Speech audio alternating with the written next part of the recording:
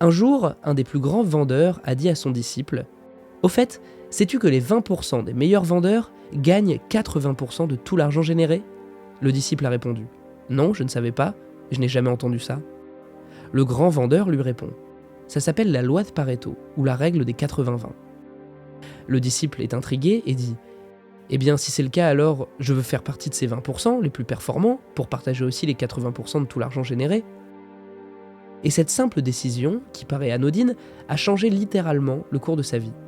Il est devenu multimillionnaire, mentor et a influencé des millions de personnes partout dans le monde.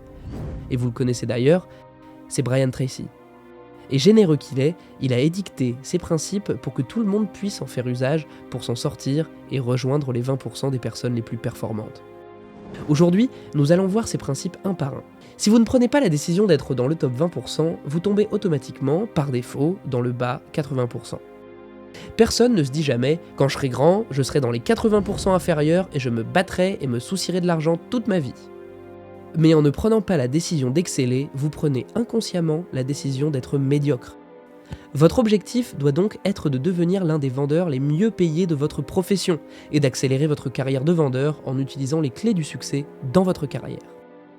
Voici les clés les plus essentielles pour entrer dans la catégorie des top 20% dans le domaine de la vente, mais aussi dans tous les domaines. Et heureusement, elles sont bien plus faciles que vous ne le pensez. Tout d'abord, les meilleurs vendeurs font ce qu'ils aiment faire. C'est la toute première règle. Tous les vendeurs qui réussissent vraiment et qui sont bien payés aiment leur carrière de vendeur. Vous devez avant tout apprendre à aimer votre travail. Ensuite, vous engager à devenir excellent dans votre domaine. Investissez tout le temps nécessaire pour améliorer votre carrière de vendeur. Payez n'importe quel prix, allez n'importe où ou faites n'importe quel sacrifice pour devenir le meilleur dans ce que vous faites. Prenez la résolution de rejoindre les 10% les plus performants et ne vous arrêtez jamais avant de les rejoindre dans cette catégorie. Brian Tracy est multimillionnaire et voici la découverte exceptionnelle qui a changé sa vie. Il dit « J'ai appris que tous ceux qui font partie des 10 ou 20% les plus performants ont commencé dans les 10 ou 20% les moins performants. Comment des centaines de milliers et des millions d'autres personnes ont fait pour passer du bas en haut de l'échelle. Ils ont décidé de tout donner pour rejoindre la catégorie des plus performants. Vous pouvez faire aussi bien si vous le décidez. Deuxièmement, les meilleurs vendeurs décident exactement ce qu'ils veulent. Ne soyez pas timide, décidez exactement ce que vous voulez dans la vie. Fixez-le comme objectif pour votre carrière de vendeur, puis déterminez le prix à payer pour l'obtenir et laissez votre esprit s'écouler librement. Pensez grand, pensez à plus que ce que vous avez actuellement. Pensez à gagner 2 fois plus, à conduire une belle voiture, à vivre dans un beau quartier. Tout cela est possible pour vous. D'après les recherches, seuls 3% des adultes ont des objectifs écrits.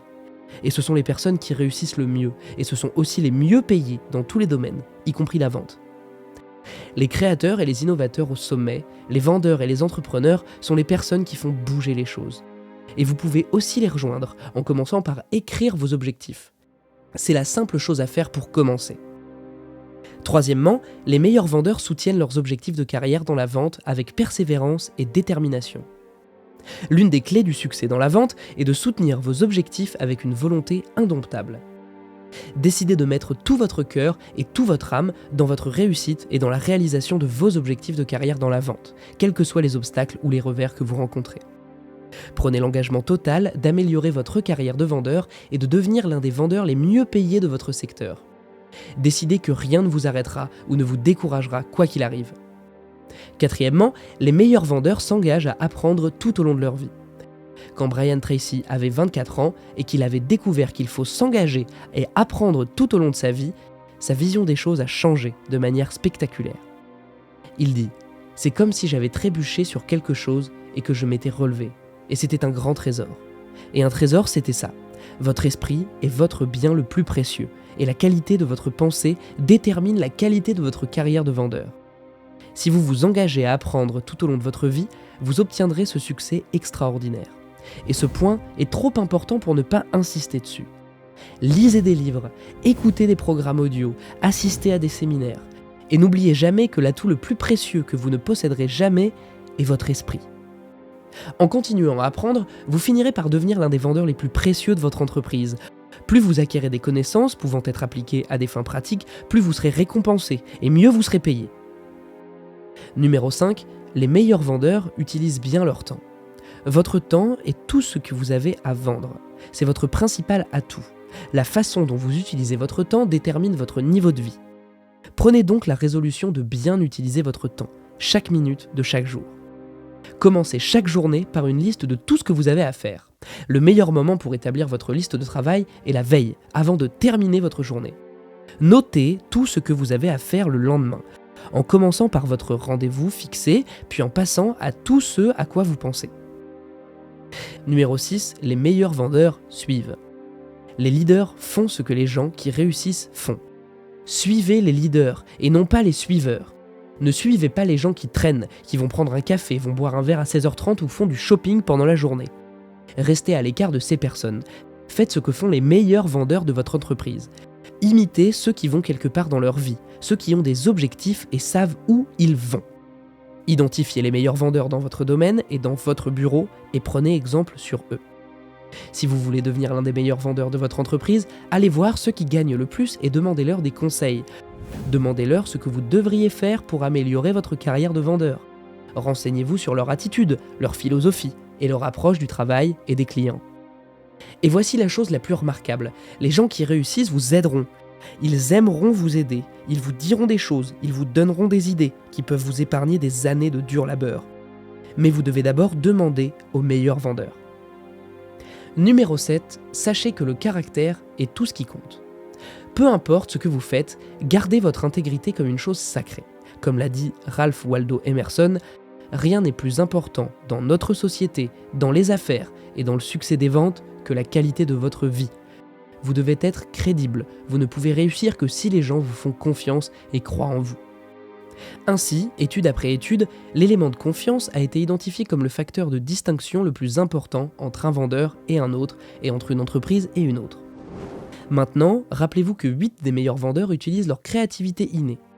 Pensez donc à vous comme à une personne très intelligente. Pensez que vous êtes une personne créative, voire un génie. Reconnaissez que vous avez de grandes réserves de créativité que vous n'avez jamais utilisées. Alors dites à haute voix, encore et encore, je peux, je veux, je sais. Cela peut sembler exagéré au début, mais ce n'est pas le cas.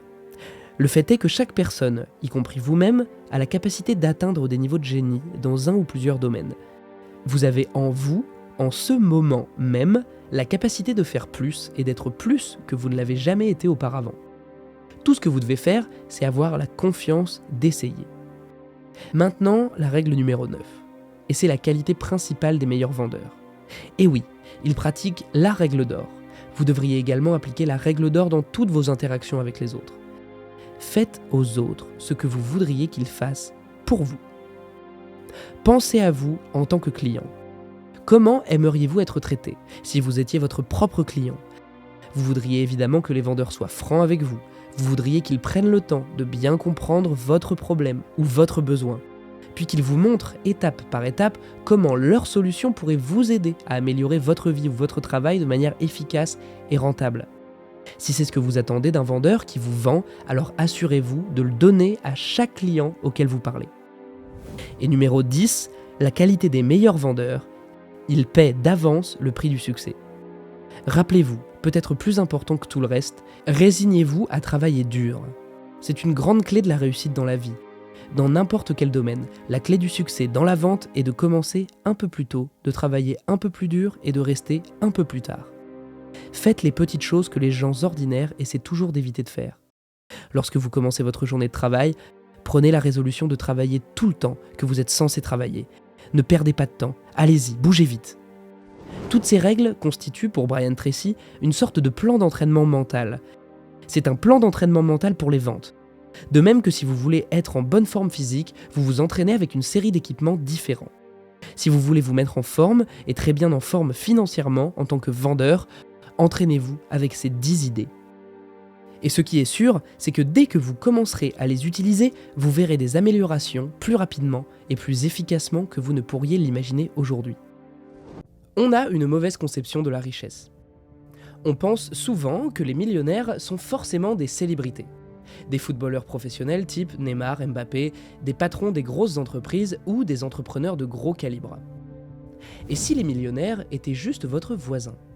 tellement humble, tellement intelligent qu'il investit son argent et préfère vivre juste à côté de vous dans un quartier normal, va faire ses courses comme tout le monde et conduit une vieille voiture d'occasion et investit son argent dans des choses qui ont un sens.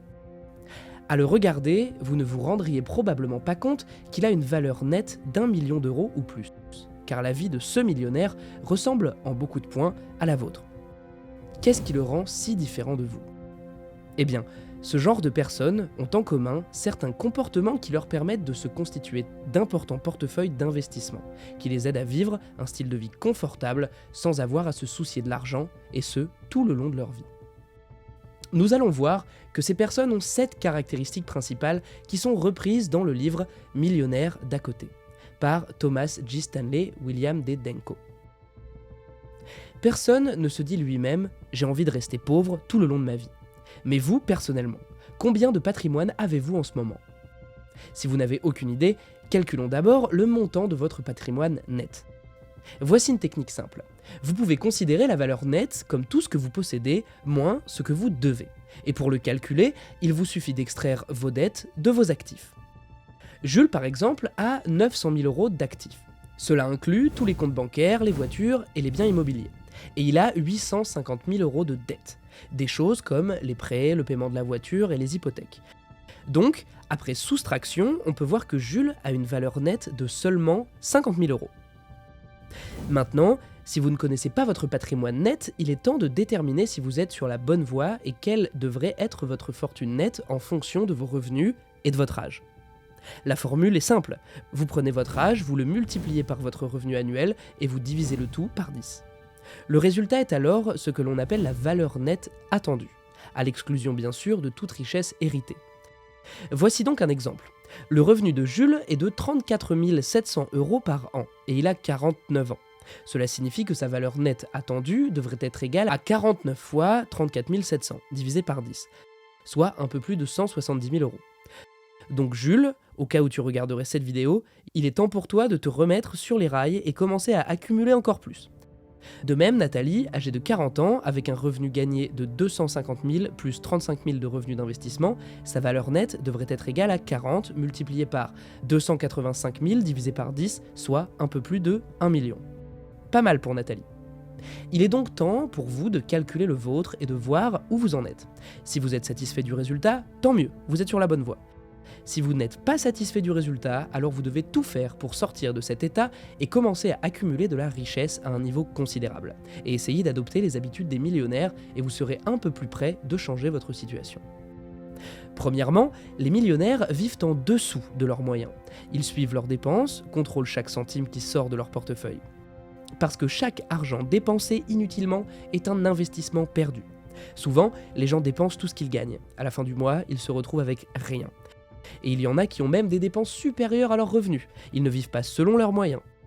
Si vous achetez une voiture pour 20 000 euros, qui fait des courses que vous pouvez faire avec une autre voiture à 8 000 euros, c'est des années et des années d'investissement que vous jetez par la fenêtre, puisque 20 000 euros investis sur 45 ans, c'est l'équivalent de presque 1 million d'euros en retour. C'est pareil pour ces 100 euros qui vous sont offerts par Orange Bank quand vous ouvrez un compte chez eux via le lien en description. Si vous les investissez chez Easy Bourse et les gardez sur une longue période, c'est des milliers d'euros que vous allez récolter. La vérité est que la plupart des millionnaires sont des gens simples, qui mènent une vie simple, et ils vivent juste à côté de chez vous. Il est facile de regarder les biens matériels coûteux de telle ou telle personne et de supposer qu'elle est riche. Peut-être même qu'elle a un revenu important, peut-être qu'elle gagne plus de 250 000 euros de revenus annuels. Pourtant, elle a peu de richesses accumulées, simplement parce qu'elle dépense tout ce qu'elle gagne. Vous savez, il ne faut jamais confondre la richesse et le revenu, c'est deux choses différentes. Et les confondre, c'est s'aveugler sur ses propres calculs. Votre revenu est ce que vous gagnez, votre richesse est ce que vous accumulez. Si vous gagnez beaucoup d'argent et que vous dépensez tout, vous n'êtes pas riche.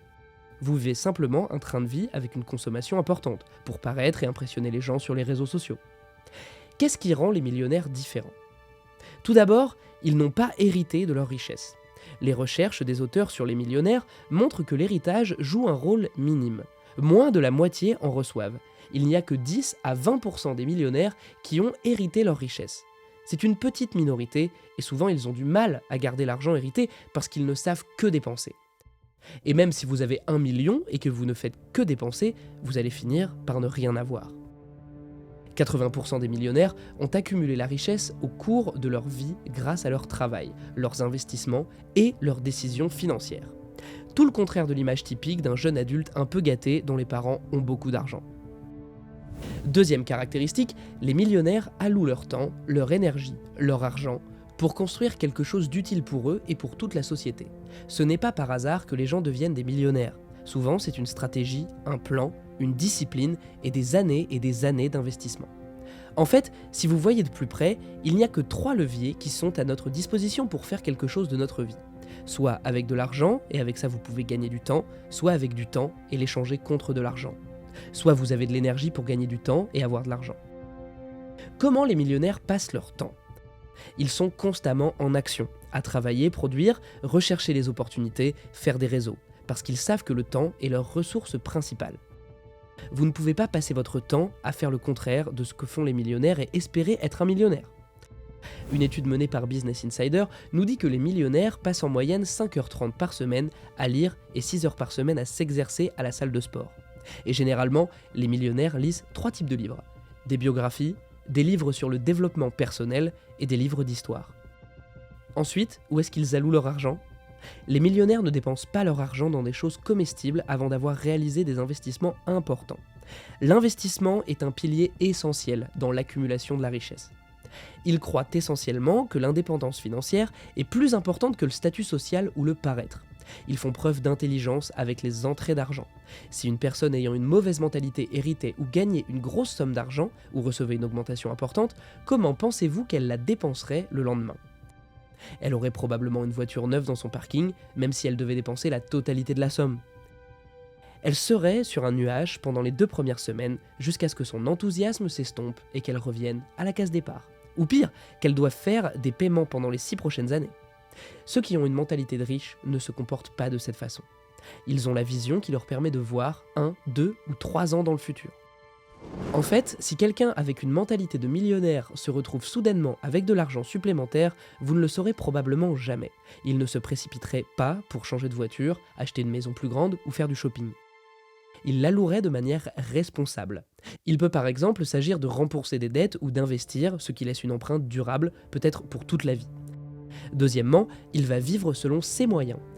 Les gens qui sont vraiment riches ne se poussent pas à bout financièrement.